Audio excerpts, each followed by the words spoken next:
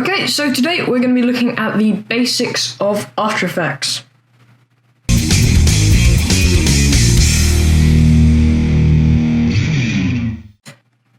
So here we are inside of After Effects, and I'm currently using the standard workspace. So what a workspace is the layout of everything that you can customize. So I can drag this to wherever I want. I'm going to leave it where it is. And I'm using standard, you can see up here. Or you can go to Window, Workspace, and then click Standard. So if you want to follow along with this tutorial, it'll probably be helpful to be in Standard, so all your places is where mine are. So to get things started, what we're going to do is create a new composition. So to do that, we're going to go into the Projects panel over here. We're going to go to the bottom, and this button here, and it creates a new composition, and this window pops up. So I'm going to call this Tutorial. And I'm going to set it to be 1920 by 1080, which is a common ratio. It's 16 by 9. And you can click this button and that will lock it. So if I move this up, it'll follow with it, keeping the same ratio. We don't want that though, so I'm going to put it back to that. You can choose preset, so you could choose any one of these and it'll set the width and height for you, depending on what you might be using. So if you want a 2K film, you'd click that and it would make that for you. And I've set that in square pixels, and we've got a frame rate of 24, which is the most common frame rate. Resolution is full. That just means you can see everything more clearly. If your computer isn't as good, you might want to switch down to half, but I'm going to leave it at full. And the duration is 10 seconds. So this first one is frames, seconds, minutes, and then hours. So we've got our set 10 seconds, and the background color I've just got set to black, so we've got a clean slate. And then we can click OK, and this pops up. So if you want to zoom in, you can scroll with the mouse wheel, and you can scroll out. To navigate, you can hold down the mouse wheel, like press it, or the middle key, and drag around. Select, you can do that, or just click, and right click opens up the right click. So I'm just going to do this and drag it to the center so I can see everything. So now what we want to do is import some footage that we can work with. So I'm going to go to File, Import File, or what we could do is just click Control-I, which is the shortcut, and I'm going to import this piece of footage here.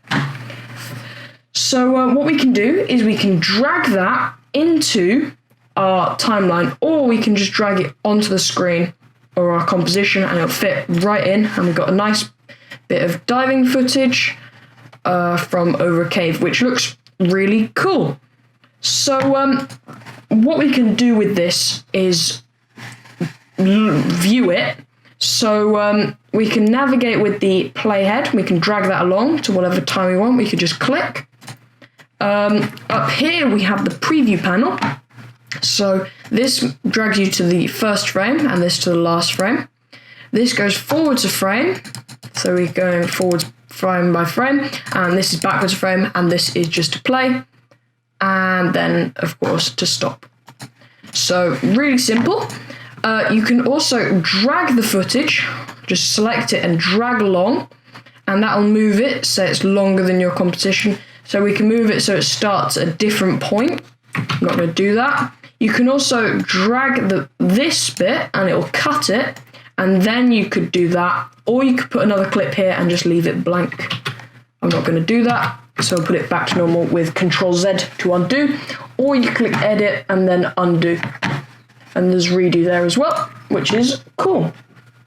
So there is another way to make a composition if you've already imported your footage. You can just drag your footage onto the composition button and it'll set all the settings to be exactly the same as the footage.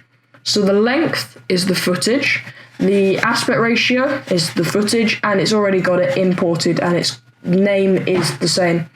But we're not going to do that, so I'm going to hit delete and then delete it.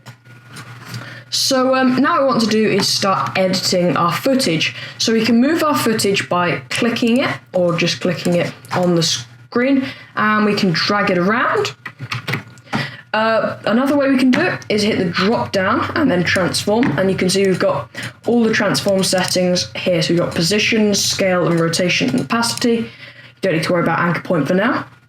But another way to access that, if we close that, you can hit P for position, and then you can edit it with these numbers here. So this is the X, so that's across, and this is Y, so that's up and down.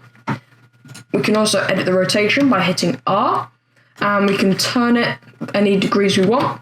This, when we do this, it won't do anything because that's a full rotation. So if we do this, and then we go over 360, you can see it now sets it to 1 because we've done one full revolution. Final setting for now is scale. We can scale it up and down. So I'm going to just set it back to 100, like so. You can also click this button here, and that means you can edit them separately. So you can stretch it, like so, and you can also put a minus number in, and that'll flip it. And you could flip it only on one axis, like so. I'm just going to make it so we're set back to normal, and that is pretty cool.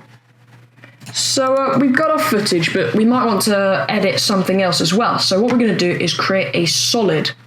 So we can do this by right-clicking New Solid, or you can just click Control-Y, and I'm going to name this Solid, and I'm going to click Make Comp Size, and that'll set the width and the height to be the same as our composition.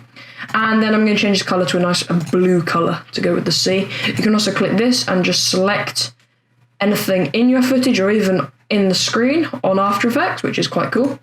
I'm not going to do that, so I'll set it back to my nice blue color. Okay.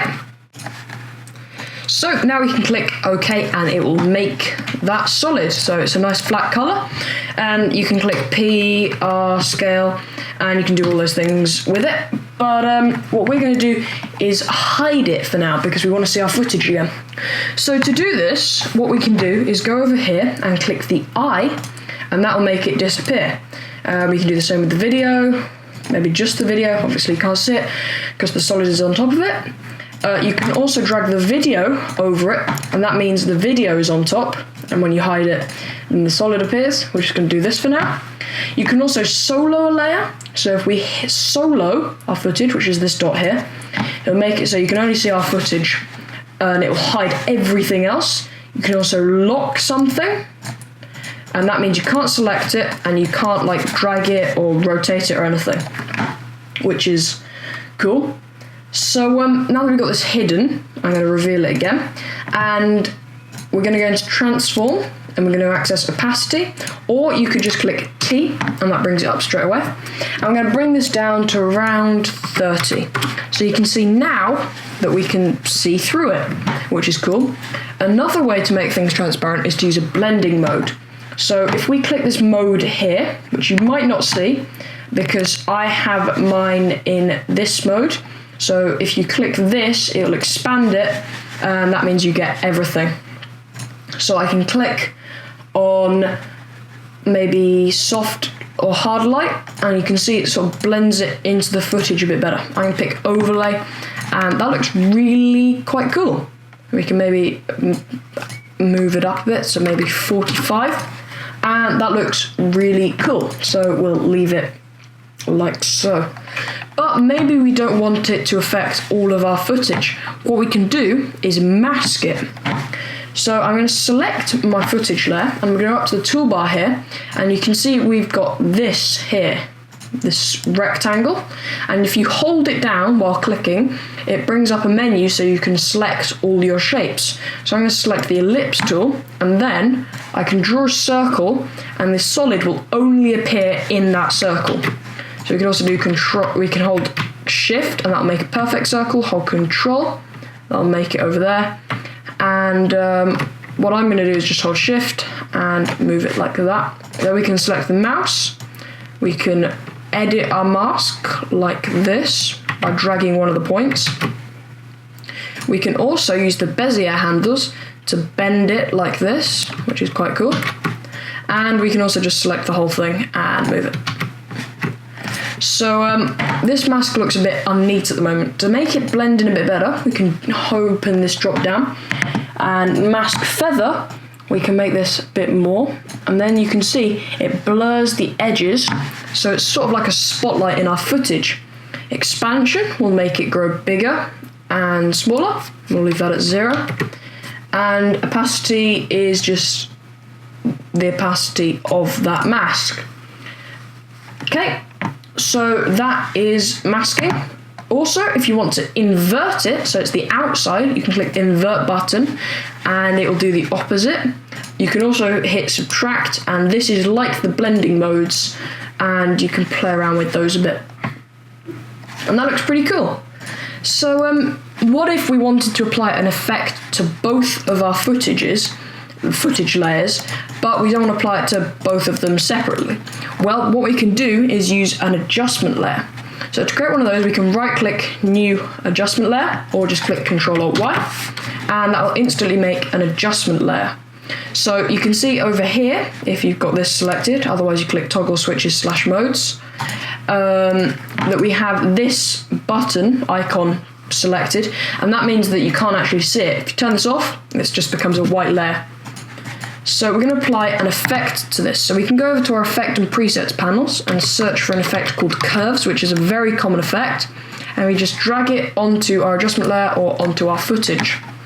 And what we've got is an effect over here, and whatever we do in this graph will affect the whole footage. So to work with this, you need to understand how it works. So up here in this section is the lights. So if you move this, it'll boost the lights. And down here is the darks, and the middle is the midtones. So say you wanted to create some more contrast, you could boost the highlights up here a little bit, and you could pull down the shadows. That's quite a lot, which is an extreme example, just to show you. And you can see it makes an S shape, and it's called a contrast curve. And that will add contrast to our footage. And once again, we can hit T on this to bring down the opacity to maybe 25%, and it's not as harsh, and we can just turn that off and on to see what it's doing to our footage, and it makes it add a bit more depth. You can also do it with separate colors, so we can boost the reds in our footage, and this also means we can do the same contrast curve with just an individual color, which is a bit more difficult to see, but I'm going to do it with blue because most of our footage is blue. So that's more of a backwards Z shape, but that's adding contrast in our blues. So we can close down that effect, and you can see you can also turn it on and off to see what it's doing. And yeah, that's quite cool. So to make sure nothing gets too messy, we can pre-compose our layers. So this means that we're putting them all together. So what we do is we select all our footage, right-click, and then pre-compose, and it opens up this window. So I'm going to name this footage with edits, and we're going to make sure we've got move all attributes into the new composition. Selected, and click OK.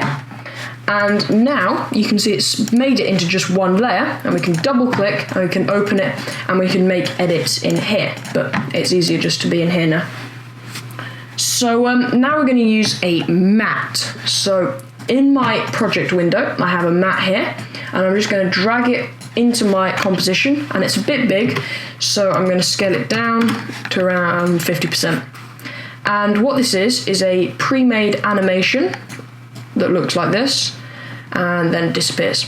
So what we want to do is we can poke holes in the white areas so it shows through our footage, and we can leave the black areas behind. So what we do is we select our footage, we make sure we're in the expand layer switches panel, and we can go to the track map and select Luma map and then the name of your footage, and then you can see where our footage is inside it, and it animates the footage in, which is pretty cool.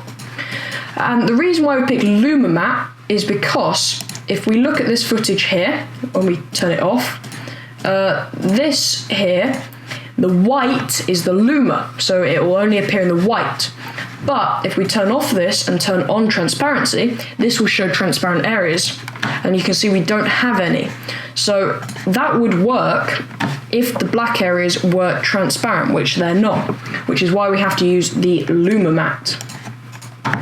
Okay, so now we have this animated on, and it looks pretty cool. But we might want to add some cool text. So we can go up into our tools and select the text, and we can click and we can just start typing. So I'm going to put this tutorial, and then I can move it and I can try and align it in the center, but it's probably not going to work. So we can go into Window and we can make sure we've got a line selected, so there'll be a tick. So we click that and it appears down here. And so we can select the tutorial and we can align it perfectly in the center. So now that it won't go wherever. Another cool part of After Effects is you can make shapes. So earlier we masked out our footage and we had it selected. If we've got nothing selected and we select our rectangle tool, for example, then it'll create a shape layer. So what we can do is create a sort of underline for our footage or letters, and then we can just perfectly align that to go under tutorial. But then say we wanted to move tutorial, we'd have to move them both and we'd have to try and align them, and it probably wouldn't work. So in this case we can use parenting. So over here you can see there's a box called parent, and we want this shape layer, which we can right click and rename to underline. And what we can do is we can grab this whip and put it onto tutorial. Now, wherever tutorial goes, the line will follow. You can also just select the layer you want, so we've got tutorial here. And that's pretty cool. I've spelled tutorial wrong, or at least it looks like I have. Yeah, I have. No, I don't know. Doesn't matter. So that is pretty cool. Also, you could just pre-compose these two layers, but parenting is good for another reason, which I will show you now. So another thing you could do is create a null. So you can right-click New Null Object, and we can rename this to point, because that's what it does. It marks a point. Now, you can't actually see it when you finally render out, but it's this red box here. And we can parent our tutorial text to this null, and then we can move the null and it'll move the tutorial. And this just means you have more control over where your thing goes. And it can be helpful for tracking. So, what I'm going to do is I'm going to go into our footage composition, and I'm just going to track some text into this. So we'll type in scuba diving, I guess, because that's what they're doing. And I'm just going to drag this to here, and we can maybe align it like so. And what I want this to do is follow the camera as if it's actually in this footage. So we can right click, create a new null object, and I'm going to rename this to tracker. And now I'm going to go into Windows again and make sure I've got tracker selected, and this goes down to here as well. And then I'm going to select my footage and click track motion, and it opens up this new panel, and it's got this point on the screen. So we can drag this middle box to open it up a bit wider, and what I'm going to do is I'm going to position it on an object of high contrast that doesn't move. Now this is quite hard because there are lots of bubbles in this scene, but if we just make this a bit bigger, I'm thinking we could go with maybe this rock here. And so this box is what it's actually searching for, and this box is where it's going to search for it. And you can also click rotation, and this gives you a second point. Whoops, don't want to do that. This gives you a second point. And this means that you can track rotation as well. So we are going to do that, and we can move it perhaps over to down to this little rock here. And we can also select scale, and that won't do anything because it doesn't need any points. You only need 2 for that. So then we can click play, and it'll go through our footage and start trying to track it. And you can see it made a bit of a mistake there. So you can click stop, and then you can go through frame by frame to try and fix it. but we're not going to do that, and we're just going to let it go just for a bit. We don't need to get too big of a track. I just want a little track that we can work with, and it can be quite slow depending on the footage, but zoom out. Okay, you can see here we've lost it a bit, so I can move that back, and then you probably have to go and reset a few frames just to make sure it's perfect, but that's good enough for me. We're going to click edit target, and we're going to make sure we've got that null that we named tracker earlier selected. Click OK, and then apply, and we've got X and Y, and click OK. And now here you can see we have points tracked out, and it's sort of following it, and then we can parent our scuba diving text to this, and it will sort of follow it, but it wasn't a very good track, so that doesn't matter. I'm going to delete that because we don't actually want it, because it's not for our overall, I guess, effect over here. So now that we've done tracking, what we can do is use 3D. So After Effects has a built-in 3D renderer, so we can make this text here, and in fact I am going to pre-compose this just to make it easier. We'll call it text, and we can click this cube icon to make it 3D, and then we can open up this transform, and you can see now there are loads of more options, and I'm mainly focused with orientation for now, and it just means we can orientate it along with the normal 2 axis, X and Y, and also Z. So in position you can also move it backwards and forwards, and this is basically the same as scaling. So I'm just going to orientate this slightly this way, and that looks pretty cool. But what if I wanted to animate this? So if I move to the beginning, I can move this really, really far, and then click this little stopwatch here, and then I can move to say over here when the footage is mainly out, and we can just reset that back to 0, and now After Effects has generated a animation for us, and it's going quite slowly because it needs to render out some of the frames so you can see it more smoothly, but once you played it once you can play it back at normal speed, and you can see it just sort of floats in nicely. But we might want to make it a bit cooler, so we can select both of our 3 keyframes, right click keyframe assistant easy ease, or you can just select them and click F9, and it'll turn them into these different looking shapes, and this means it's now eased. So if we quickly preview this, what it does is it makes a smoother animation. So the beginning is the slowest, the middle is the fastest, and the end is slow again. But say we wanted to customize it a bit, we could use the keyframe graph. So if we click this thing here, it opens up this weird shape here, and we want to make sure we've just got the thing with keyframe selected, so in this case orientation, and then we're going to click this to fit it to view. And I just want to make sure if we right click we want edit speed graph, not value graph, because speed graph is easier to work with. So you can see if we select it we get these points here, and I'm just going to drag this one in, and this means it'll be really, really fast to gain speed at the beginning, and then it will slow down towards the end. So if we preview this, and now we can play it. So you can see it's a really nice smooth animation now, and it looks a lot better, and it also has moved the keyframes a bit. So now we're going to look at doing some work with time. I'm going to pre-compose these just to make things easier. We'll call this, I don't know, edit.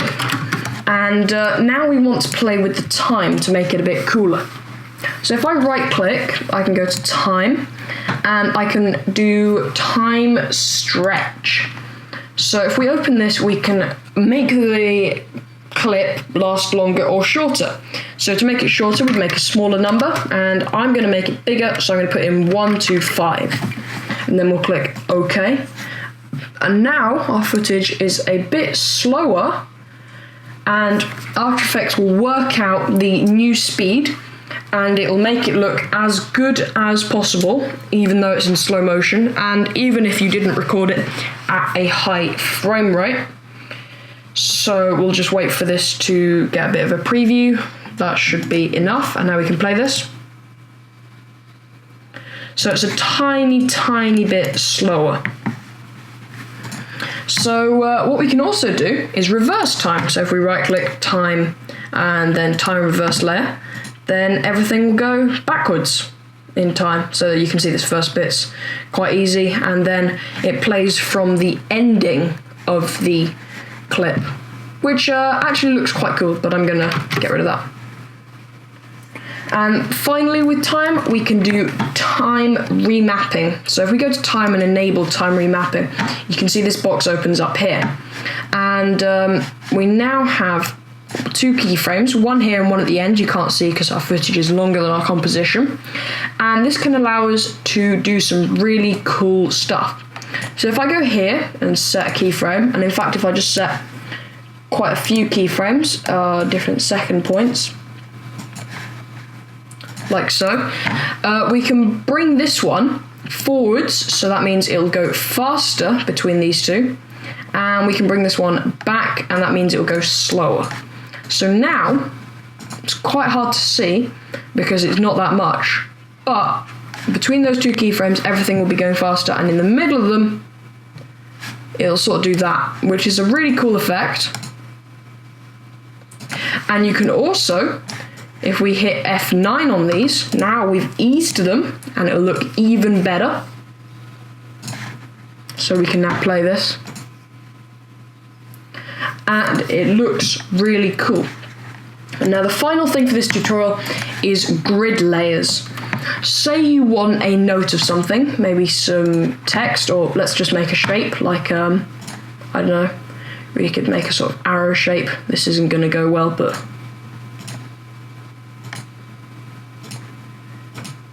there we go, that's a pretty bad arrow. Maybe that's to help us while making the tutorial or making some footage, but we don't want to see it when we're done. We can right click it and select guide layer, and this little thing here appears, and you can still see it, but when you render it out, it will disappear.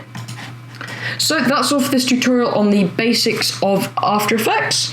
If you enjoyed, make sure to hit a like, but that's all from me. See you next week.